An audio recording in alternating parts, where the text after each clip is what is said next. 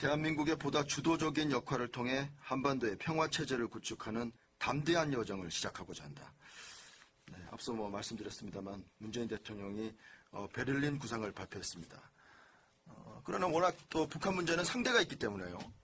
대통령께서도 손뼉도 마주쳐야 된다 이런 얘기를 했기 때문에 북한이 또 어떻게 나올지 또 관심이 쏠리는 대목이라고 하지 않을 수 없습니다.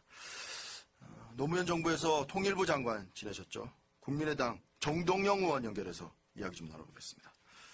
정동영 의원님 안녕하십니까? 예, 안녕하세요. 네.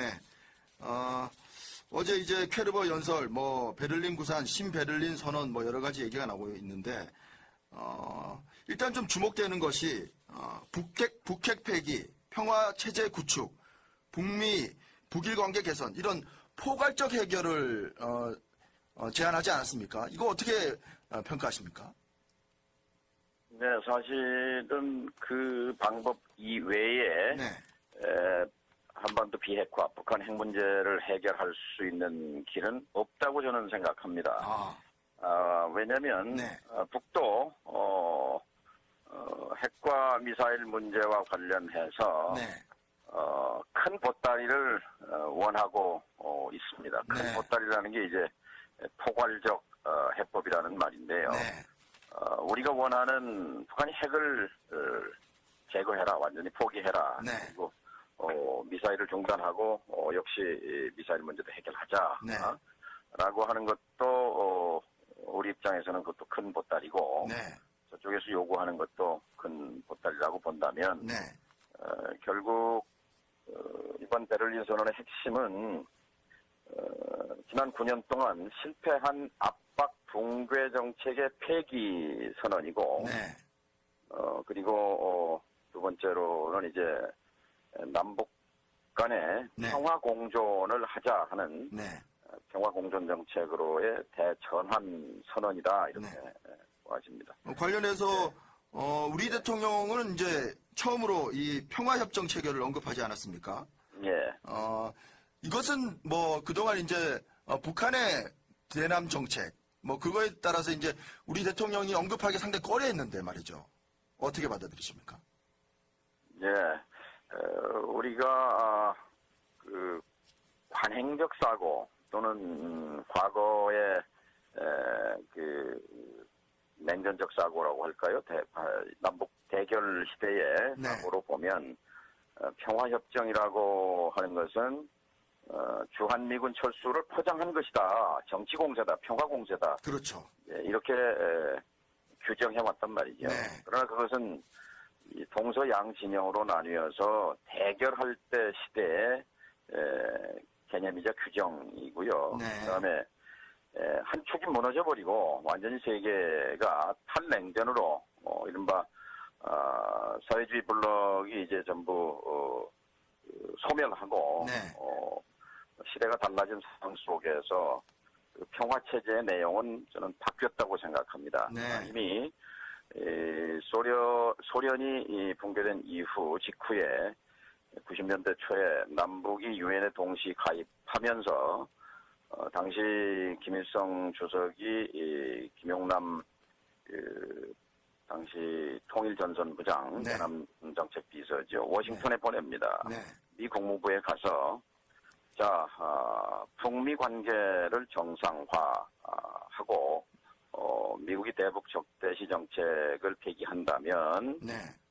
주한미군 주둔을 용인하겠다. 네. 그걸 받아들이겠다라고 한 이후에 2000년 남북 정상회담에서 김대중 대통령에게 그러한 또 뜻을 김정일 위원장이 전한 바 있고 네. 또 2000년 10월에 올브라이트 미 국무장관이 평양을 방문했을 때 역시 같은 뜻을 전달한 바 있어서 네. 일단 그 평화협정이라는 말을 네. 이 탈냉전 시대에 그렇게까지 과거의 틀로 과거의 개념으로 볼 필요는 없다고 네. 생각합니다. 네. 말씀하셨다시피 이제 북한은 이걸 이제 주한미군 철수와 연계해서 계속 주장해 왔기 때문에 앞으로 글쎄요, 일단 아직 대화도 아직 시작을 못했기 때문에 앞으로 어떤 과정을 거칠지 좀 지켜봐야 될 것 그것이 같아요. 비현실적이라는 것을 북한 또한 네. 잘 알고 있다고 생각합니다. 네, 그렇군요. 뭐 여러 말씀을 하셨고 또 뭐 신경제 구상도 하셨고 했는데 결국에 이제 북한이 어떻게 나오느냐 뭐 손뼉도 마주쳐야 되니까요. 어떻게 받아들일 가능성이 좀 있겠습니까? 우여곡절이 있을 겁니다. 네. 지금 북한은 이제 워싱턴을 쳐다보고 있거든요. 네. 그래서 문재인 대통령이 귀국하면 해야 할 일이 네. 하나는 이제 이 내용의 배경과 진위를 평양에 설명하는 것이 필요합니다. 아, 예. 그렇다고 한다면 뭐 대북 특사까지도 남북 좀 고려해 볼 필요가 접촉, 있을까요? 예. 남북 접촉과 네. 특사 외교가 필요한 시점이라고 봐지고요. 또 네. 하나는 워싱턴에도 설명하고 네. 또 워싱턴과도 긴밀한 공조를 만들어야 합니다. 네.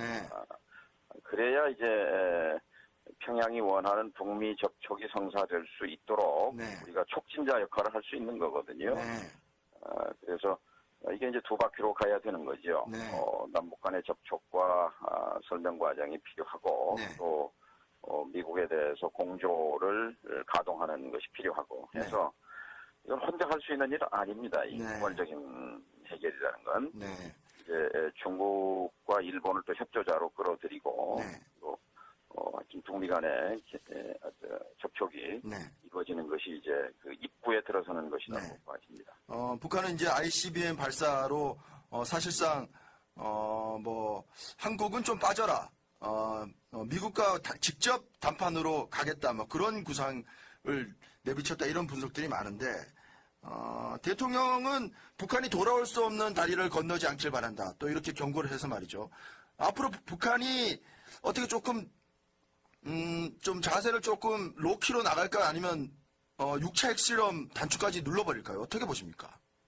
북한도 미국과 상대할 문제지 남쪽은 빠져라 이렇게 말하는 것은 자가당착입니다. 왜냐하면 북이 우리에 대해서 계속 주장해왔던 6.15와 14 정상회담 합의를 지켜라 이행할 의지가 있느냐고 물어왔는데 네.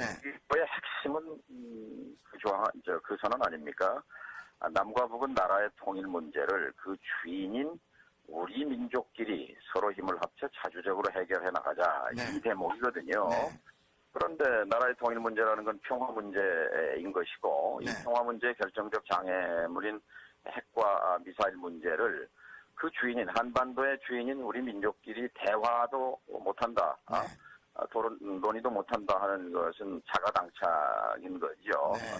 따라서 이런 6.15 선언의 원칙을 근거로 해서 네. 북은 북대로 설득해가고 워싱턴은 워싱턴대로 네. 공조 분위기를 긴밀히 해가는 지금부터 이제 바로 이것이 원전석의 의미입니다. 이명박 정권과 박근혜 정권은 이 북핵 문제와 이 미사일 문제에 대해서 그냥 말폭탄, 규탄만 수없이 되풀이했을 뿐이지 네. 어떠한 실천도 행동도 뒤따르지 않았습니다. 그러니까 네. 이대로 가면 결국 북을 압박하면 붕괴할 것이다라는 그런 근거 없는 현실과 괴리된 허상을 붙잡고 헤맨 9년이었다고 본다면 네. 이제는 어쨌든 고민하고 우리가 나서서 해결해보자. 네. 그래서 차의 뒷자리에서 이제 앞자리로 네. 운전석으로 옮겨 타는 과정이라고 생각합니다. 네. 어제 연설에서는 그 북한 인권 문제도 얘기를 했는데 말이죠. 북한 인권 상황에 대해서 분명한 목소리를 내겠다.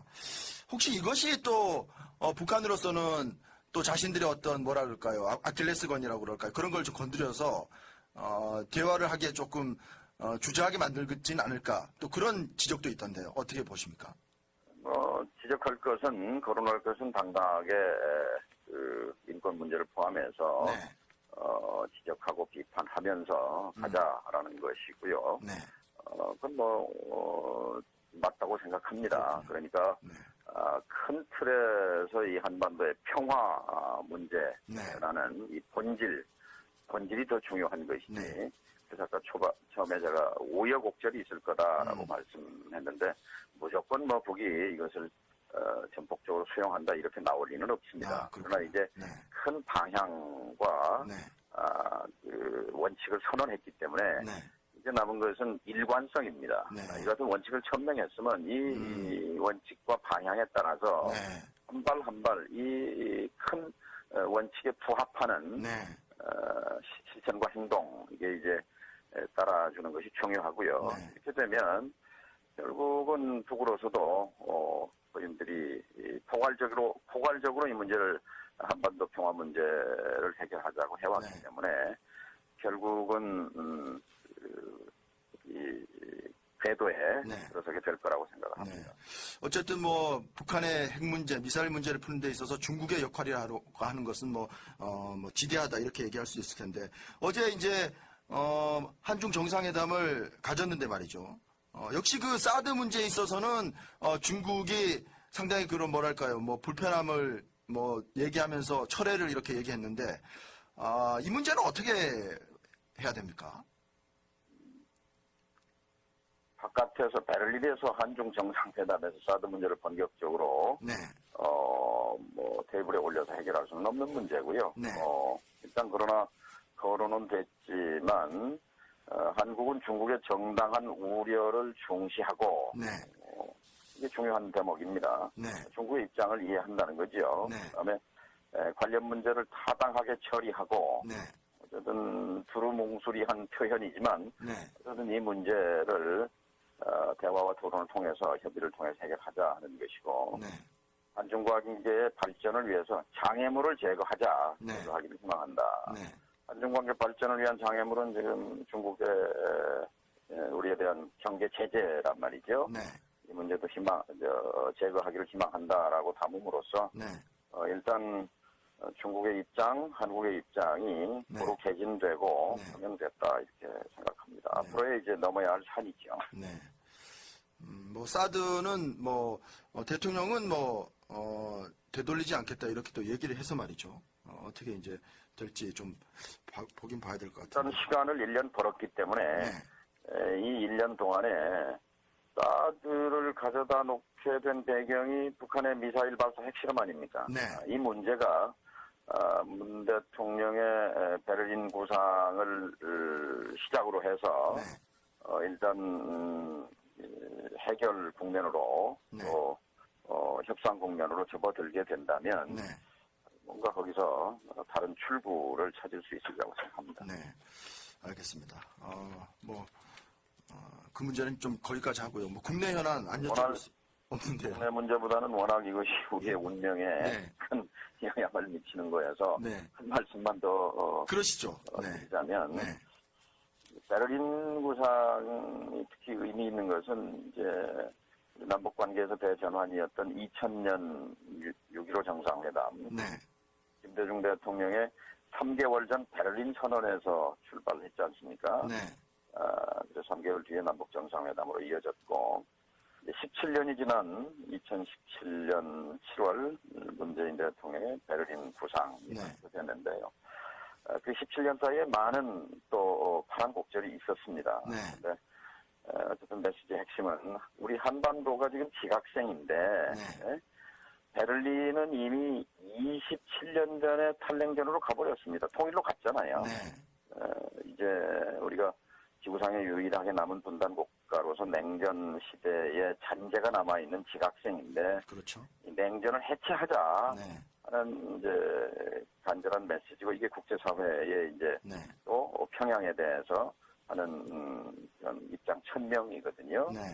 베를린은 이제 어쨌든 탈냉전의 상징적 장소고 거기서 지난 9년 동안 남과 북이 서로 증오와 적대를 키워왔던 네. 그런 정책으로부터의 일대 전환을 선언한 것이기 때문에 네. 저는 이것이 앞으로 5년간 네. 문재인 정부의 대북 정책, 대한반도 정책의 원칙과 기조가 네. 발표된 것이다. 네. 그것은 김대중 노무현 정부 10년의 네. 화해협력 정책, 또 평화번영 정책의 네. 연장선상에 네. 있다는 점에서 알겠습니다. 주목하고자 합니다. 네. 뭐 국내 문제 한 가지만 여쭤보겠습니다. 뭐 추미애 더민주당 대표의 그 머리 자르기 발언 말이죠. 이것 때문에 지금 뭐 추경 심사에 참여하려다가 모든 것이 이제 보이콧돼 버렸는데 어떻습니까? 뭐 이 발언에 대해서 우리 정동영 의원께서는 어떻게 받아들이십니까? 부적절한 발언이죠. 네. 사려 깊지 못한 발언이라고 생각합니다. 네. 지금 베를린에서 대통령이 한반도의 전쟁과 평화의 문제에 대해서 중대한 선언을 하고 있는 그 국면에 네. 후속 조치로 사실 국내 여론 통합이 중요하지 않습니까? 네. 그런데 어떻게 보면은 지금 타당 체제 하에서 네. 가장 베를린 구상의 그런 철학을 공유할 수 있는 네. 국민의당에 대해서 그런 부적절한 언사를 한 거에 대해서 대단히 유감스럽게 생각합니다. 네. 누구에게도 도움이 되지 않는 얘기라고 생각합니다. 사과하고 네. 하는 것이 좋다고 생각합니다. 네. 어떻습니까? 이번에 제보 조작 사건 파문은 여러 가지로 국민의당을 또 위기에 빠뜨리고 있는데 다음 달 이제 전당대회가 예정돼 있지 않습니까? 예. 국민의당 이제 정동영 의원께서도 출마를 저울질하고 있는 것으로 지금 알려져 있는데 국민의당이 어떻게 좀 변해야 한다고 보십니까? 죄송하지만 제가 제일 거북한 말이 저울질이라는 말입니다. 알겠습니다. 정치를 저울질하면서 해오지 않았다고 생각합니다. 네. 사실 지금 바른정당이든 자유한국당이든 정의당이든 네. 대선 이후에 다 체제 정비를 하고 신발끈을 새로 메고 있습니다. 내년 지방선거를 향해서. 네. 국민의당은 지금 엎친 데 덮친 격으로 네. 존립 위기까지 닥치고 있는데 네. 이제 다시 환골탈퇴하고 네. 일어서는 계기를 전당대회로 삼아야 한다 네. 생각합니다. 그와 관련해서 네. 당이 살아나는 활로를 개척하기 위해서 네.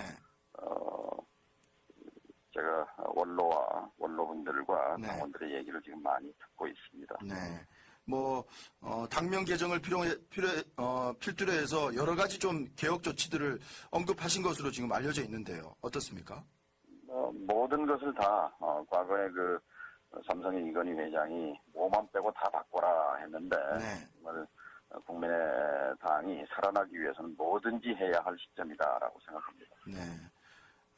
혹시 이번 사건과 관련해서 검찰 수사가 안철수 전 대표나 아니면 박지원 전 대표에게 좀 향할 수도 있는데 그런 부분은 어떻게 받아들이십니까? 지금까지 나온 걸로 봐서는 그럴 가능성은 없고요. 네. 검찰 수사 결과를 네. 지켜볼 필요가 있다고 생각합니다. 네. 또 수사에 적극적으로 협조해야 한다고 생각합니다. 알겠습니다. 국민의당 정동영 의원과 이야기 좀 나눠봤습니다. 의원님 오늘 말씀 고맙습니다. 예, 감사합니다.